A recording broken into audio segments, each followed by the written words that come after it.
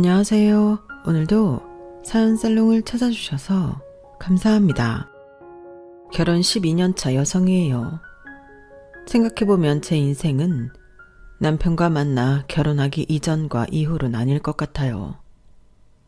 그만큼 제 인생에서 결혼은 중요한 사건이었어요. 누군가는 결혼을 지옥이라고 표현하기도 했지만 제게 있어 결혼은 행복의 시작점이었거든요. 어린 시절 저희 집은 너무 가난해서 도시락도 제대로 못 싸갈 정도였어요. 그러다 중학교에 들어갈 무렵부터 살림이 조금 나아지기는 했지만 그래도 늘 돈 걱정이 떠나지 않았어요. 가난 때문에 어린 나이에 일찍 철이 들어버릴 정도였죠. 그랬던 제가 돈 걱정에서 해방될 수 있었던 게 결혼을 한 이후부터였어요.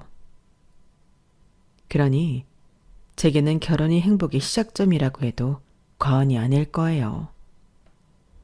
그런데 결혼한 지 12년이 된 지금 그 행복이 위기를 맞았지 뭐예요. 그럼에도 불구하고 공개적으로 사연을 보내는 건 행복보다 더 큰 무언가가 있었기 때문이에요. 그럼 지금부터 저희 집안에서 벌어진 기가 막힌 사연을 전해드릴게요. 언제부터였는지는 잘 모르겠지만 제가 기억하던 순간부터 저희 집은 가난했어요. 우리 집 형편이 다른 집보다 못하다는 걸 깨닫게 된 건 7살 무렵이었어요. 물론 그전에도 형편은 어려웠지만 눈에 띄게 비교가 될 만한 사건이 27살 무렵에 벌어졌기 때문에 그때 생애 처음 가난을 느끼게 된 것 같아요. 그 계기는 바로 유치원이었어요. 6살 때까지만 해도 저와 함께 동네 골목을 휘저으며 뛰어다니던 친구들이 7살이 되자 다들 유치원에 입학을 한 거예요. 저만 빼고 말이죠. 그래서 저도 엄마한테 유치원에 보내달라고 했더니 한숨을 푹 쉬시더라고요. 철없는 소리 좀 그만해. 네 눈엔 우리 집 형편이 안 보이니? 네 아빠 허리 다쳤다고 방구석에서 뭉갠 지 벌써 1년째다. 그놈의 허리는 다 나은 지가 언젠데 저러고 일도 안 하고 허송세월을 보내는 건지 원. 나 혼자 미친년처럼 아침부터 밤늦게까지 죽어라 일을 하는데도 어쩜 그렇게 이기적으로 구는 건지 모르겠다니까. 딴짓 남자들은 어떻게든 식구들 먹여 살리겠다고 몸이 부서져라 일을 한다는데 이건 뭐 나보다 더 멀쩡한 인간이 허구한 날 방구석에서 술만 퍼마시고.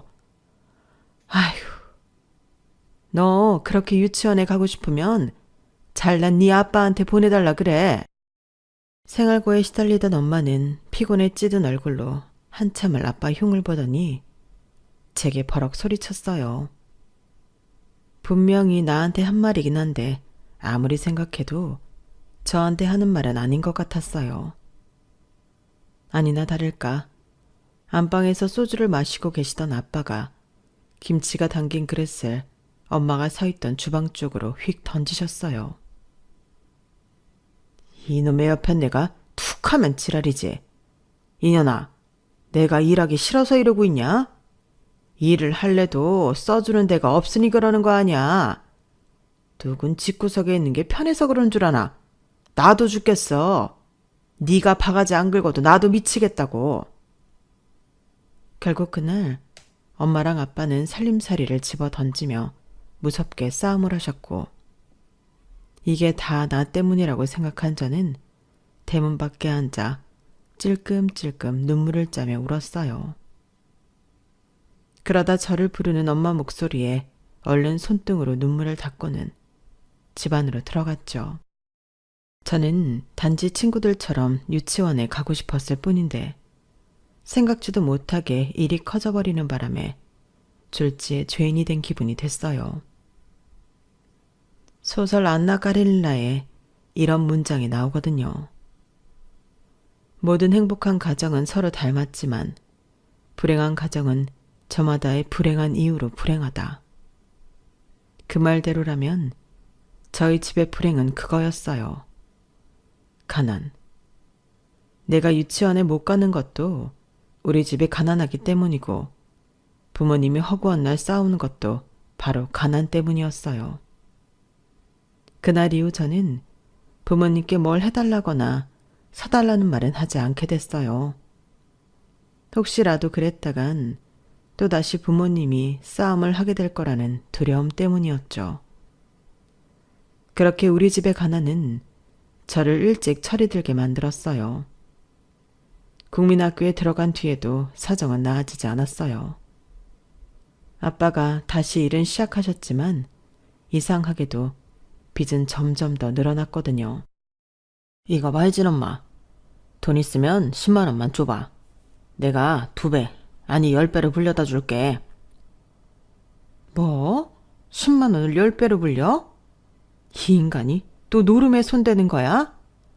지금까지 털어먹은 걸로도 모자라서 또 노름 타령이냐고.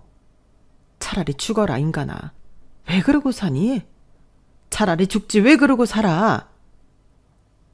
돈만 생기면 노름판을 드나들던 아빠 때문에 우리 집 살림은 밑빠진 독에 물붓기였어요. 그런 탓에 엄마는 평생 허리 한번 못 펴고 일을 했지만 제대로 된 옷 한 벌 가진 게 없을 정도로 늘 고생만 하셨죠. 엄마가 벌어오는 돈만 생각한다면 우리 세 식구 삼시세끼 먹고 사는 건 걱정이 없어야 했지만 노름에 빠진 아빠 탓에 끼니 때우는 것도 힘들 정도였어요. 제가 국민학교에 다니던 때만 해도 정부에서 무료로 제공하는 급식을 먹었던 게 아니라 다들 집에서 싸온 도시락을 먹었어요. 저처럼 형편이 어렵거나 부모님이 바쁘셔서 도시락을 싸줄 수 없는 집 아이들은 점심시간에도 줄임배를 안고 슬며시 교실을 빠져나가곤 했어요. 친구들 보기 창피했으니까요. 3학년에 올라가고 얼마 안 됐을 때였어요. 저희 반에 정원이라는 여자아이가 전학을 왔는데 하필 제 옆자리가 비어있어서 제 짝이 되었죠. 그런데 하필 그날 일이 벌어진 거예요. 여전히 집안 사정이 전과 다를 바 없이 어려웠던 저는 사교시 종이 치자마자 점심시간을 피하려고 자리에서 일어났어요. 그랬더니 정원이가 그러더라고요. 혜진아, 점심시간인데 어디 가? 화장실 가? 배가 좀 아파서. 그래? 그럼 나랑 같이 가자. 정원이는 제 속도 모르고 따라 나서려고 했어요. 그랬더니 옆 분단에 앉아있던 한 아이가 피식 웃으며 말을 했죠. 혜진이 화장실 가는 거 아니야. 도시락 안 싸와서 운동장에 나가는 거야. 우리 반 애들도 다 알아. 쟤 항상 도시락 안 싸오거든. 집이 엄청 가난한가 봐. 그 말에 얼굴이 화끈 달아올랐어요. 그렇게 감추려고 했던 나의 가난을 반 아이들이 이미 다 알고 있었다는 사실에 온몸의 기운이 다 빠져나가는 것 같았죠. 눈물이 터져 나오려는 걸 꾹 참고 저는 뒷문으로 걸어갔어요. 그 짧은 거리를 걸어가는 내 발걸음마다 반 아이들의 눈길이 따라붙었죠. 그런데 저보다 한 발 앞서서 정원이가 손을 뻗어 뒷문을 열더라고요. 그리고는 해맑은 얼굴로 그러는 거예요. 그럼 나랑 운동장에서 땅 따먹게 하자. 그리고는 제 손을 잡고 교실을 빠져나갔어요. 정원이 손을 잡고 운동장까지 나가는 동안 속은 울렁거리고 다리엔 힘이 풀려서 금방이라도 넘어질 것 같았죠. 그런데 마침 정원이 발걸음이 딱 멈추는 거예요. 어떡하지? 실내화 주머니를 안 가져왔네. 혜진아, 너도 실내화 주머니 안 챙겼지? 그러고 보니 너무 황급히 교실을 빠져나오느라 실내화 주머니를 깜빡했더라고요. 실내화를 신은 채 운동장으로 나갈 수는 없는데 말이죠. 그렇다고 다시 교실로 돌아갈 수도 없었어요. 또다시 아이들의 동정 어린 시선을 받을 자신이 없었거든요. 그런 제 마음을 알았는지 정원이가 제 손에 자기 도시락 가방을 쥐어주며 그러더라고요. 이거 들고 있어. 내가 가서 실내 아주머니 가져올게. 어디 가면 안 돼? 그렇게 정원이 도시락 가방을 손에 쥔 채 저는 망부석처럼 건물 현관에 서 있었어요. 잠시 뒤, 제 실내화 주머니까지 들고 온 정원이 덕분에 우리는 운동장으로 나갈 수 있었고 구름 사다리 밑에 앉아서 함께 도시락을 먹었어요. 정원이가 혼자서는 절대 안 먹겠다고 하도 우겨서 몇 숟가락 거들게 되었던 거죠. 그런데 다음 날 정원이가 학교 교문 앞에 서 있더라고요. 저를 발견하자마자 손을 흔들며 어찌나 반가워하던지 하마터면 저도 모르게 같이 손을 흔들 뻔했지 뭐예요. 정원이는 저를 향해 달려와서는 손에 쥔 2개의 도시락 가방 중 하나를 건넸어요. 이거 받아. 오늘부터 네 도시락은 우리 엄마가 싸주신댔어. 대신 반 친구들한테는 비밀이다. 순간 마음속으로 갈등이 됐어요. 이 도시락이면 더는 반 아이들한테 창피를 안 당할 수 있을 거라는 생각과 정원이를 향한 창피함 때문이었죠. 그래서 망설이고 있는데 정원이가 제 손에 강제로 도시락 가방을 쥐어주며 그러더라고요. 어제 우리 엄마가 엄청 좋아하셨어. 원래 내가 밥을 잘 안 먹어서 항상 도시락을 남겨갔었거든. 빈 도시락통을 보면서 엄마가 기뻐하시는 모습을 보니까 나도 기분이 좋더라고. 그래서 곰곰이 생각해봤는데 앞으로도 혜진이 너랑 같이 도시락을 먹으면 잘 먹을 수 있을 것 같은 거야. 엄마한테 그 얘기를 했더니 이렇게 도시락을 2개 싸주셨어. 오늘도 나랑 같이 밥 먹어줄 거지? 티끌 하나 없이 맑은 눈빛으로 저를 바라보는 정원이를 보니까 왠지 이 아이라면 나를 동정하거나 놀림감으로 생각하지 않을 것 같다는 생각이 들었어요. 그래서 도시락 가방을 손에 쥐고 나머지 한 손으로는 정원이 손을 잡았어요. 그래, 고마워. 이따 점심시간에 우리 같이 도시락 맛있게 먹자. 그날 이후 저는 점심시간에 운동장에 나가는 일은 없었어요. 자리가 바뀌어도 정원이와 늘 도시락을 함께 먹었거든요. 학년이 바뀌고 다른 반이 되고부터는 아침마다 제가 정원이네 집에서 직접 도시락을 받아갔어요. 저희 집에서 학교에 가려면 정원이네 집을 거쳐야 해서 늘 들리곤 했는데 그러다 보니 겸사겸사 그렇게 된 거죠. 그렇게 3년 내내 저는 정원이 엄마가 싸주시는 도시락을 먹었어요. 고마운 마음은 하늘 같았지만 그렇다고 제가 선물을 사드릴 형편은 안 되잖아요. 시간은 흘러 6학년 겨울방학이 되었어요. 그러던 어느 날이었죠. 옆집 오빠가 저희 집에 찾아왔어요. 그리고는 제게 자기 좀 도와줄 수 있냐고 묻더라고요. 고등학생인 옆집 오빠는 저희 집과 마찬가지로 집안 사정이 안 좋아서 새벽에 신문 배달을 하고 있었는데 하필 눈길에 넘어지는 바람에 팔을 다쳤다는 거예요. 그렇다고 일을 그만둘 수는 없어서 저보고 얼마간 옆에서 일을 도와달라는 거였죠. 제게 온전히 다 맡기는 건 아니고 자전거에 신문을 싣는 것과 자전거를 미는 것만 도와달라는 거였어요. 그러면 자기가 받는 돈에서 얼마를 떼어주겠다고요. 저한테는 이보다 더 좋을 수 없는 기회였죠. 새벽마다 오빠와 함께 신문 보급소로 가서 할당된 신문을 받아 오빠 자전거에 실어주고 배달까지 자전거를 함께 밀었어요. 언덕길에서는 조금 힘이 붙이기도 했지만 그래도 돈을 벌 수 있다는데 이 정도 힘든 건 문제도 아니었죠. 그렇게 받은 돈으로 백합 모양의 브로치를 샀어요. 제게는 전 재산이나 다름없는 돈이었지만 동네 옷가게에서 산 거니 그리 비싼 물건은 아니었을 거예요. 그래도 정원이 어머니께 뭔가 해드릴 수 있다는 거에 얼마나 기쁘던지. 그런데 그런 기쁨도 잠시 혹시 집에 두었다가 아빠가 훔쳐갈지 모른다는 생각에 덜컥 겁이 나더라고요. 저희 아빠는 집안에서 돈이 될 만한 물건은 죄다 들고 나가 노름을 하셨거든요. 그래서 밤 9시가 넘은 시각이었음에도 정원이네 집으로 향했어요. 그런데 정원이네 집 대문 앞에 누가 쭈그려 앉아 울고 있지 뭐예요. 다가가 보니 정원이었어요. 정원이는 저를 보자 끌어안고는 펑펑 울더라고요. 혜진아, 우리 이사 간대. 아빠가 서울로 발령이 나서 서울로 가야 한대. 나 서울 가면 우리 이제 못 만날지도 몰라.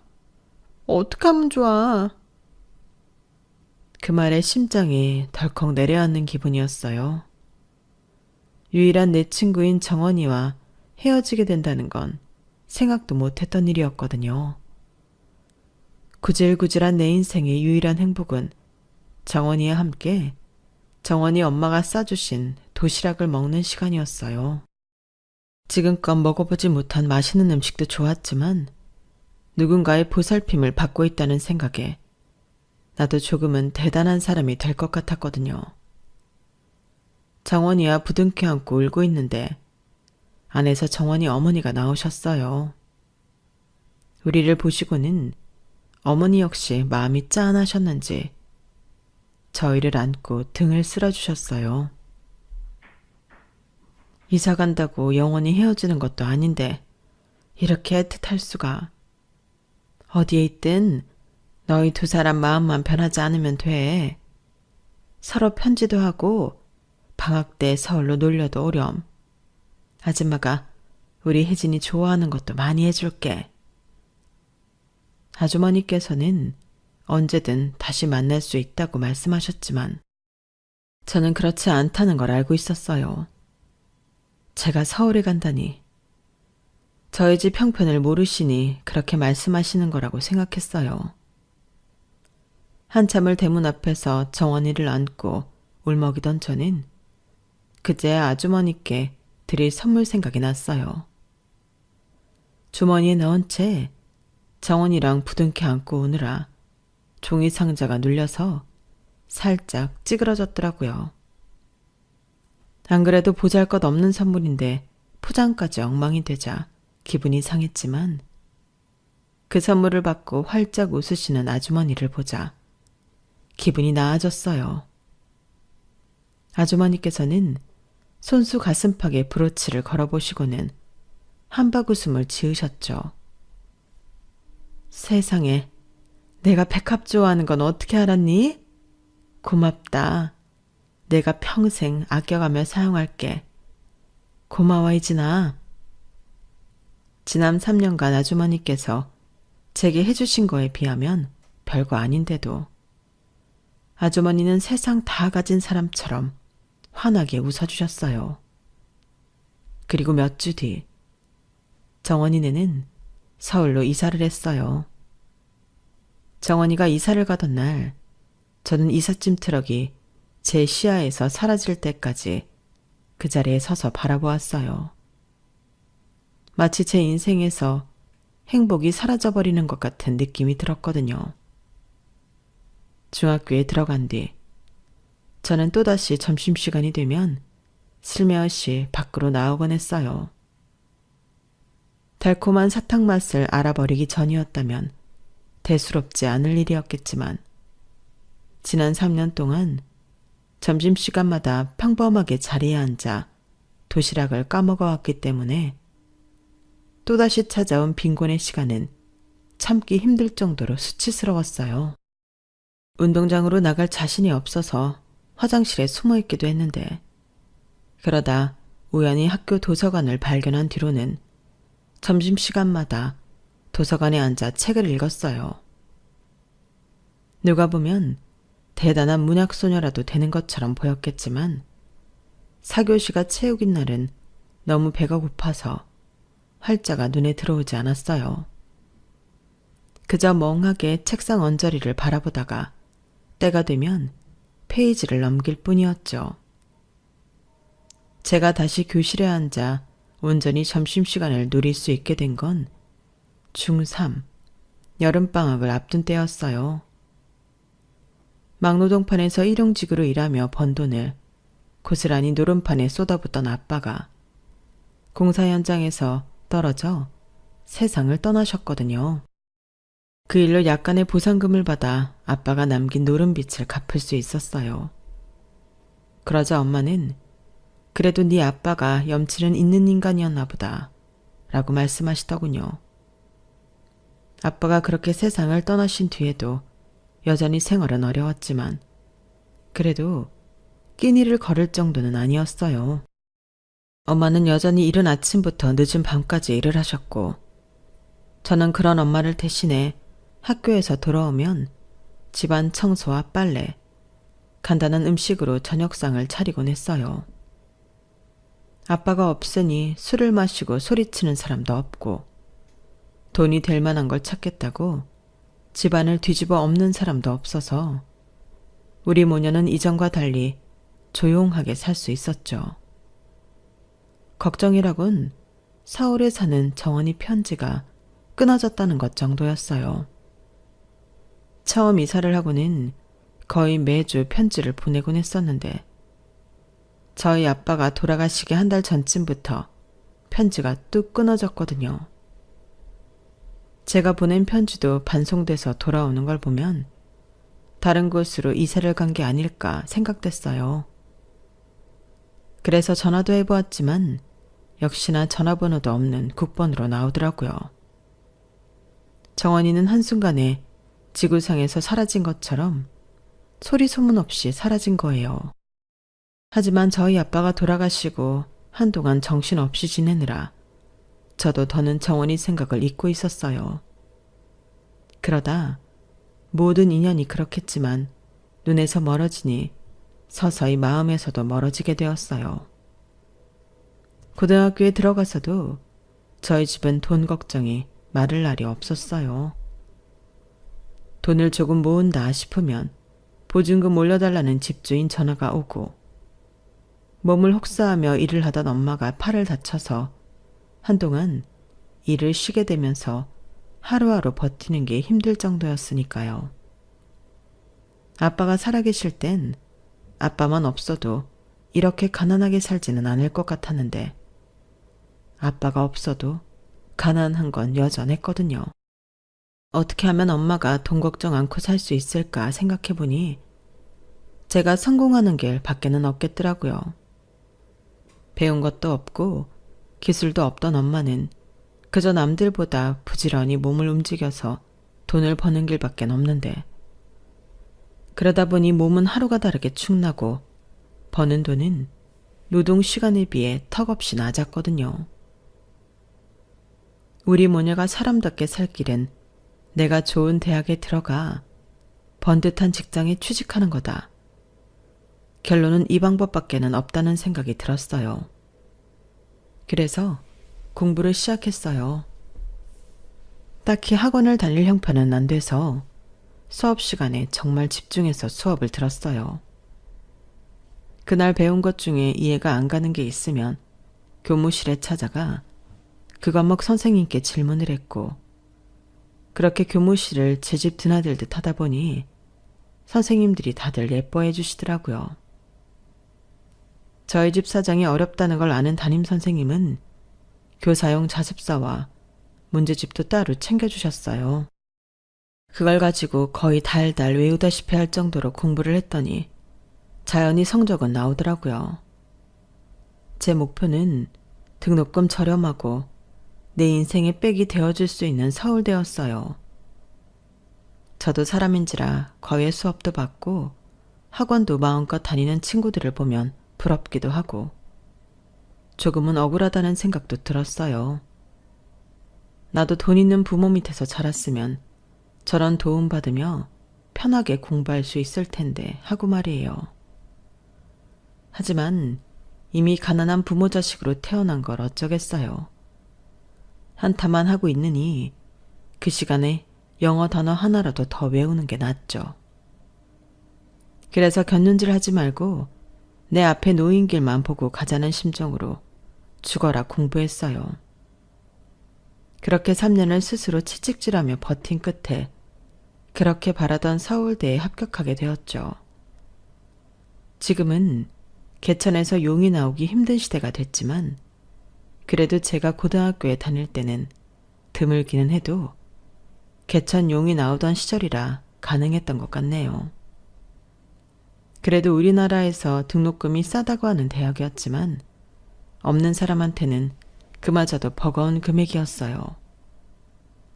과외를 하고 과 사무실에 들어오는 아르바이트를 찾아 열심히 돈을 벌었지만 장학금을 놓치는 학기에는 등록 마감일까지 엄청 가슴을 졸이며 돈을 끼워 맞춰야 했어요. 그래서 제게는 대학 시절의 추억이나 캠퍼스의 낭만 같은 건 없어요. 그래도 그렇게 아등바등하며 산 덕에 제때 졸업도 할 수 있었고 남들이 부러워할 만한 직장에도 다니게 되었어요. 가장 큰 수확이라면 그 직장에서 제 남편을 만났다는 거였죠. 남편은 저와는 달리 부모님 덕에 고생 없이 자란 사람이었어요. 제가 그렇게 부러워했던 과외와 학원도 원 없이 다니고 심지어 외국 유학도 다녀왔더라고요. 그래서 그런지 사내 영어 시험 때도 남편은 늘 최고 점수를 받았어요. 발음도 어찌나 좋은지 토종 한국식 발음을 구사하는 저와는 하늘과 땅 차이였죠. 그런 사람이 제게 관심을 보이고 대시까지 하니까 처음엔 사람 가지고 장난하는 건가 했어요. 보통 사람이라면 이 정도로 의아하게 생각하지 않았겠지만 저는 가정형편 때문에 그런지 자존감도 낮고 타인의 호의를 동정처럼 생각하는 나쁜 버릇이 있거든요. 그래서 제가 좋다는 사람한테 되려 냉랭하게 굴었어요. 그랬더니 그게 남편한테는 상처가 됐던 모양이에요. 늘 생기 넘치던 사람이 제게 거절을 당한 이후부터는 눈에 띄게 의기소침해지더라고요.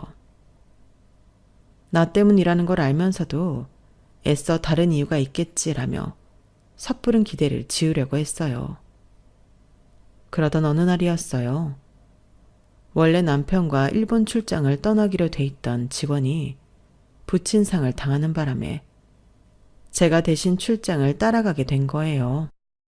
우리 둘 사이에 무슨 일이 있었는지 모르는 부장님은 마침 연말이고 하니 일본에 간 김에 고급 레스토랑에 가서 기분 좀 내라며 금일봉을 주셨지 뭐예요. 그것도 엔화로 직접 바꿔서 말이에요. 부장님이 워낙 제 남편을 예뻐하셨기 때문에 특별히 주신 선물이었지만 막상 우리 두 사람은 그 선물이 달갑지만은 않았어요. 고백받고 찬 게 불과 며칠 전인데 근사한 레스토랑에 마주 앉아 식사를 하고 싶겠어요? 맞은 놈은 발 뻗고 자도 때린 놈은 못 그런다고 차라리 편의점에서 삼각김밥을 먹는 게 낫죠. 아무튼 일본에서 현지 업체 관계자를 만나 일을 잘 마치고 남은 시간은 각자 알아서 보내기로 했어요. 오전 업무가 끝난 덕분에 출국 날짜인 다음날 오전 11시까지 일본 관광을 할 수 있게 된 거죠. 엔화를 많이 바꿔오지 않아서 값비싼 선물은 못 사지만 그래도 소소하게나마 엄마 선물 정도는 사갈 수 있을 것 같았어요. 그래서 블로그 서치를 해가며 시내로 나갔죠. 사실 그때는 부장님이 주신 금일봉은 기억도 못하고 있었어요. 그런데 한참 쇼핑몰에서 선물을 고르는데 남편한테 전화가 온 거예요. 어디냐고 하길래 엄마 선물 사러 쇼핑몰에 나왔다고 했더니 알겠다며 끊더라고요. 전화를 끊고는 마저 쇼핑을 하려는데 주얼리샵 쇼윈도에 디피된 목걸이가 제 눈길을 사로잡지 뭐예요. 지금까지 돈에 치여 사느라 반지며 목걸이는 눈길조차 안 주고 살았는데 그날은 왜 그랬는지 한참을 억슬 놓고 바라보게 되었어요. 그러다 목걸이 옆에 적힌 가격표를 보고는 헛웃음이 나더라고요. 무려 120만 원이나 했거든요. 지금이야 금값이 어마어마하게 올라서 금목걸이가 비싼 건 당연하지만 그때만 해도 24K 한 돈에 10만 원도 안 됐거든요. 다이아가 박힌 것도 아닌데 너무 심하다 싶었죠. 그래서 엄마 선물만 사서 바로 호텔방으로 돌아왔어요.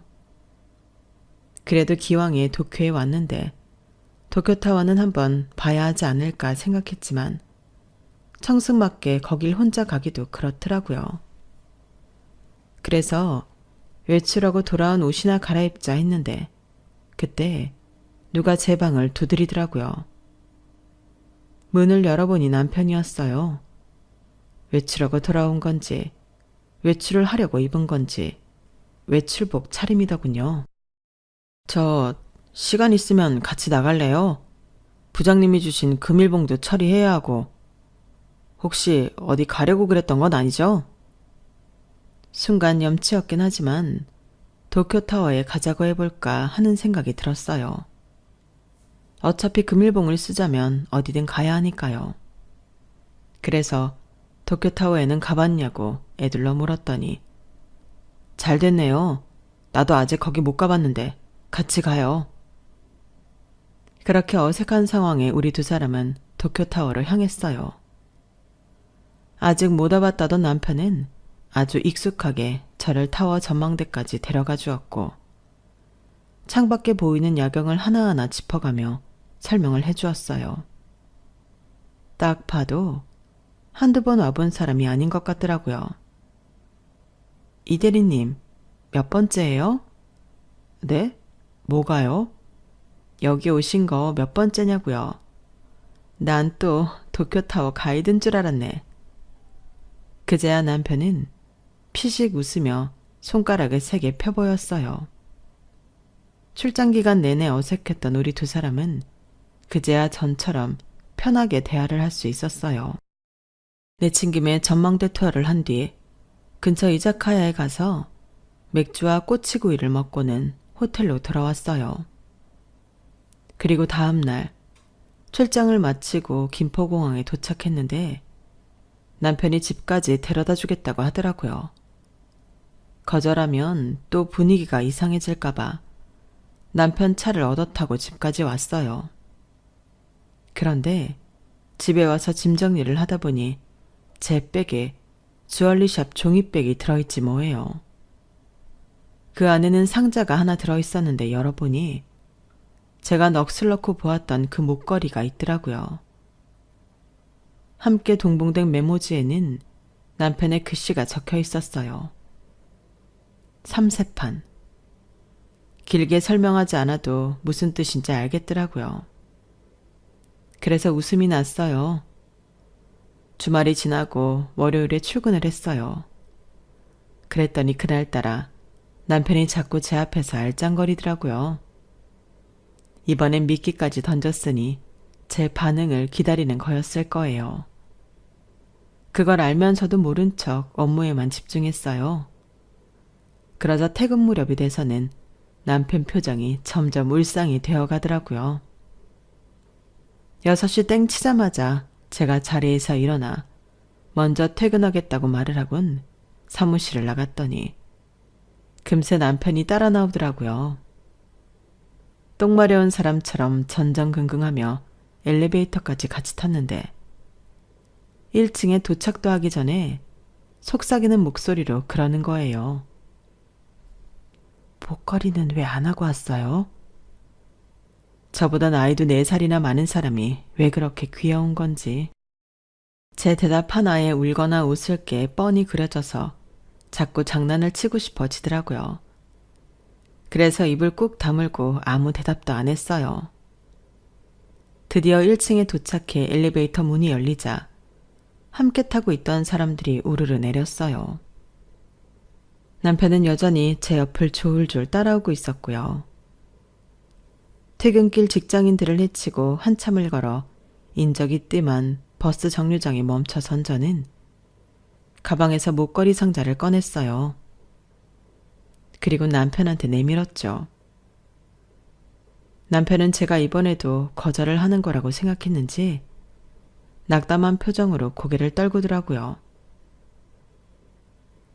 목걸이는 그냥 가지세요. 어차피 내가 쓸 수도 없으니까. 당연하죠. 이건 이제 내 건데. 그러자 남편이 이건 뭐냐? 하는 표정으로 저를 바라보더라고요. 걸어주세요. 목걸이를 선물했으면 걸어줘야 할 거 아니에요.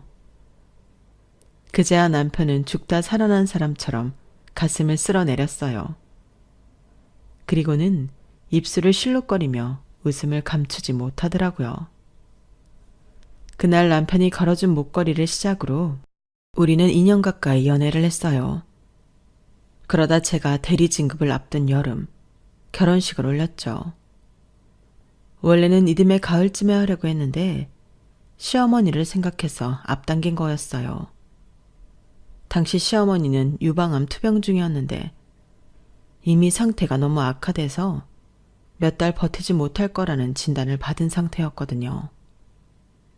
기왕이면 시어머니께 자식 결혼식을 보여드리고 싶은 마음에 저희는 갑자기 결혼을 서두르게 되었어요. 그러다 보니 집 구하는 것도 그렇고 혼수나 예단 준비도 제대로 할 수 없었죠. 저희 집이 돈을 쌓아두고 사는 집도 아니고 갑자기 목돈을 마련하려니 눈앞이 캄캄했어요. 결혼 자금을 모으고 있긴 했지만 아직은 턱없이 부족한 실정이었거든요.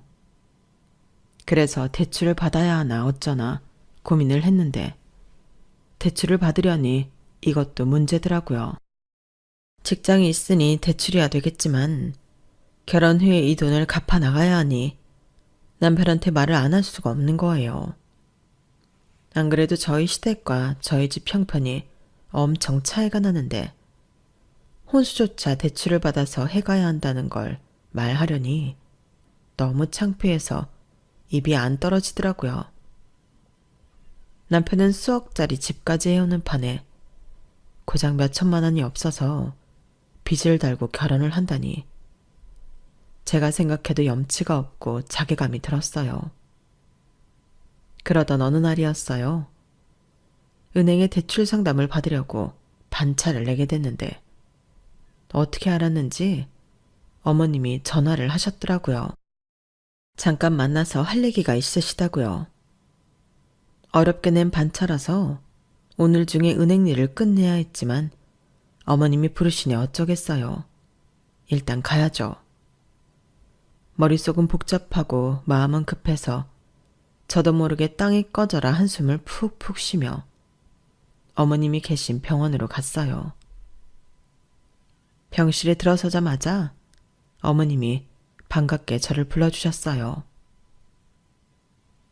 우리 혜진이 왔구나. 상원이가 너 반차 냈다길래 이때다 싶어 전화했다. 중요한 약속 있었던 건 아니지?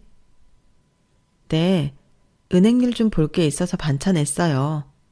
어머님 뵙고 가도 되니까 걱정 안 하셔도 돼요. 어머님은 바쁜데 발걸음하게 해서 미안하다시며 제 손을 꼭 잡고 몇 번이나 사과를 하셨어요. 뼈마디만 앙상한 어머님 손을 잡고 있자니 기분이 좀 그렇더라고요. 남편과 처음 사귀던 무렵부터 자주 찾아뵀던 터라 요 몇 년 사이 너무도 변해버린 어머님 모습에 울컥했거든요. 혜진아, 오늘 널 부른 건 다름이 아니라 내가 줄 게 있어서 불렀어. 이거 받아. 어머님이 건네신 봉투를 받아보니 안에 수표가 들어있었어요. 무려 5천만 원이었죠. 어머님, 이게 뭐예요? 네 용돈. 너도 알다시피 내가 올해를 못 넘길 것 같아. 그래서 미리 주는 거야. 아무리 그래도 이건 너무 많아요. 상원이가 혜진이 널 처음 집에 데려왔을 때 네가 붕어빵 사왔던 거 기억나니? 방금 구운 따끈한 거라고 식기 전에 드시라고 그랬잖아. 오랜만에 먹어본 붕어빵도 맛있었지만 그게 식을까봐 가슴에 꼭 안고 온 혜진이 마음이 그렇게 예쁠 수가 없었어. 이런 애랑 고부지간으로 지내면 얼마나 좋을까 생각했다니까. 그런데 나한테 그럴 시간이 없어졌잖니. 우리 며느리랑 쇼핑도 하고 여행도 다니고 맛있는 거 사 먹으라고 용돈도 주고 싶었는데 그걸 못하게 돼서 그게 마음에 걸렸어. 앞으로 줄 용돈 미리 한꺼번에 주는 거니까 아무 소리 말고 받아. 어머님은 눈물이 그렁그렁한 눈으로 저를 바라보시면서 말씀하셨어요. 그 모습에 눈물이 나서 감사드린다는 말도 겨우 할 수 있었어요. 어머님이 주신 용돈 덕분에 저는 그날 은행에 가지 않아도 됐어요. 나중에야 안 사실이지만 제가 돈 때문에 걱정하는 걸 남편이 알았던 모양이었어요.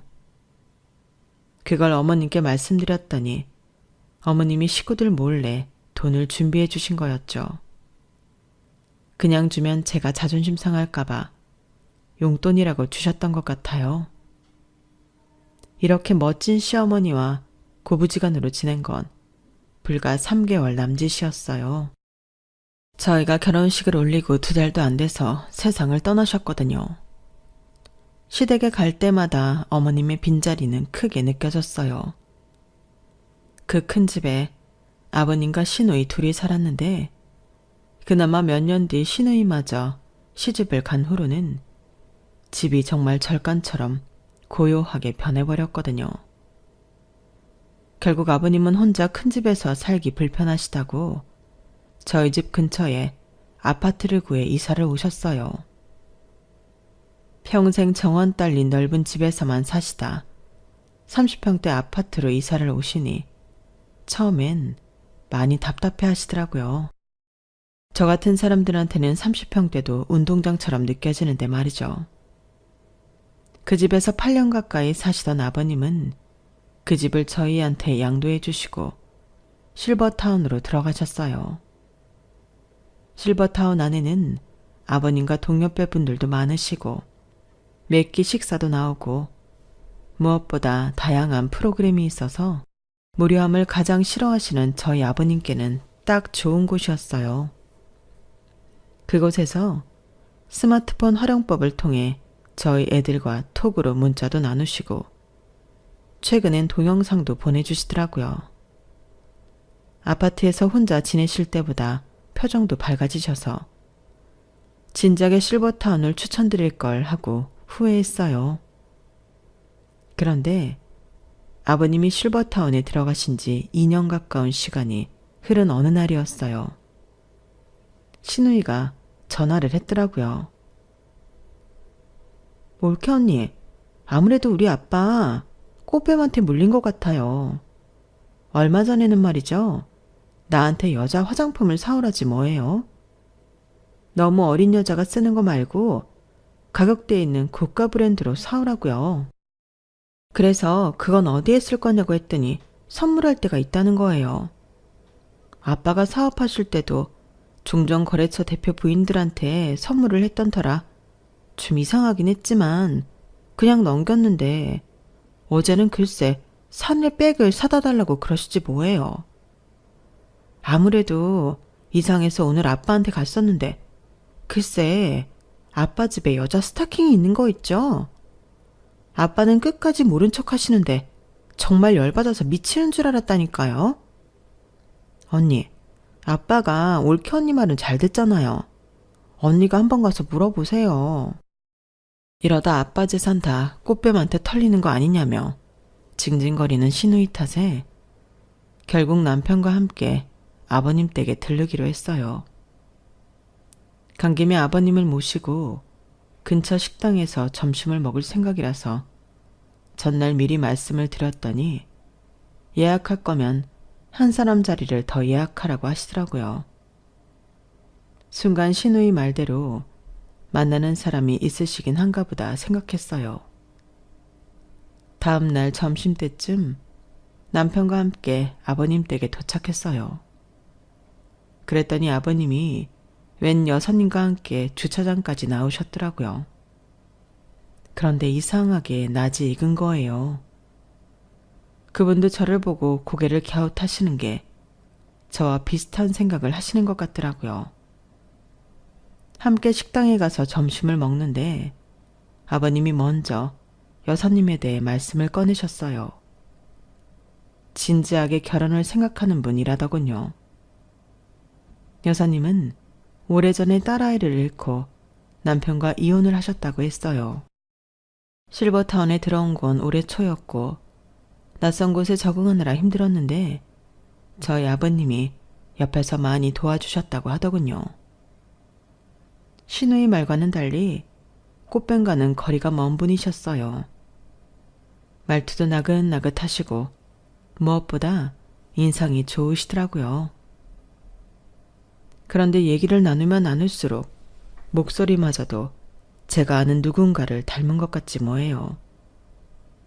그래서 혹시 땡땡동에 산 적이 있으시냐고 물었더니 남편 직장 때문에 한 3년간 산 적이 있다고 하시더라고요. 그러시면서 되려 제게 물으시는 거예요.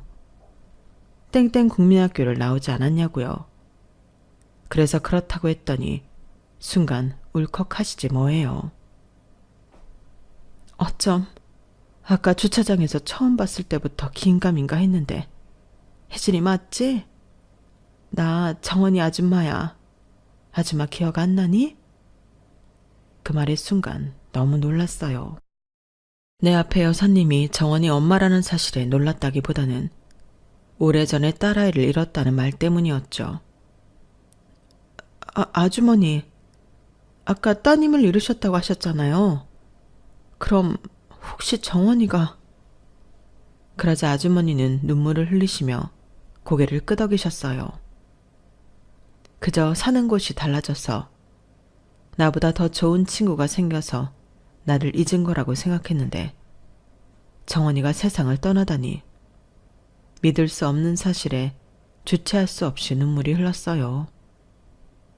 아주머니는 그런 제 손을 꼭 잡아주시며 진작 연락을 못해서 미안하다고 하셨어요. 너무 경황이 없기도 했고 그때는 제정신이 아니었다고요. 얘기를 들어보니 정원이가 세상을 떠난 건 저희가 연락이 끊겼을 무렵이더라고요. 급성 백혈병으로 병원에 입원한 지 한 달도 안 돼서 그렇게 됐다고 하셨어요. 정원이가 죽고 한동안 아주머니는 정상적인 생활이 힘들 정도로 우울증으로 고생을 하셨고 그 바람에 남편분과의 사이가 소원해지셨대요. 설상가상으로 시댁에선 늦둥이를 낳으라고 강요를 하셨고 그 일로 시어머니와 불화를 겪다가 결국 이혼을 하게 되셨다고 하더군요. 정확한 이혼 사유는 남편의 외도였대요. 상간녀를 통해 아들을 얻고는 되려 아주머니께 이혼을 요구하셨다네요. 그 덕에 위자료는 꽤 많이 받았다면서 쓴웃음을 지으셨어요. 그날 그 자리는 우리 부부한테 여사님을 소개하는 자리였지만 결국엔 아주머니와 저 두 사람의 회포를 푸는 자리로 변하게 됐지 뭐예요. 집으로 돌아온 저는 시누이한테 전화해서 아버님 재혼을 찬성한다고 전했어요. 그리고는 여사님에 대한 얘기도 해주었죠. 3년 동안 가난한 딸 친구 도시락을 싸주실 만큼 인정이 많은 분이라는 것과 가지고 있는 재산도 꽤 돼서 아버님 재산을 보고하는 재혼은 아니라는 것까지 제가 할 수 있는 모든 방법으로 설득을 해나갔어요. 그러자 결국엔 시누이도 결혼을 찬성하게 되었죠. 현재 저희 아버님과 새 어머님은 같은 실버타운 내 넓은 평수로 이사를 하셨어요. 결혼식을 따로 않고 혼인신고만 한 채 남은 인생을 친구처럼 살아가시겠다고 하시더군요. 친구 엄마를 시어머니로 모시게 됐지만 이렇게라도 오래전 은혜를 갚을 수 있어서 얼마나 다행인지 모르겠어요. 내 친구 정원이가 못다한 효도까지 제가 다 하며 살 생각입니다. 사람의 인연이란 게 참 신기합니다. 지금까지 제 사연을 들어주셔서 감사합니다. 여러분의 삶에도 좋은 인연들이 가득하시길 바랍니다. 여러분, 사연 댓글에 응원과 현명한 조언 부탁드려요. 좋아요와 구독은 저에게 큰 힘이 됩니다. 오늘도 좋은 일 가득하세요.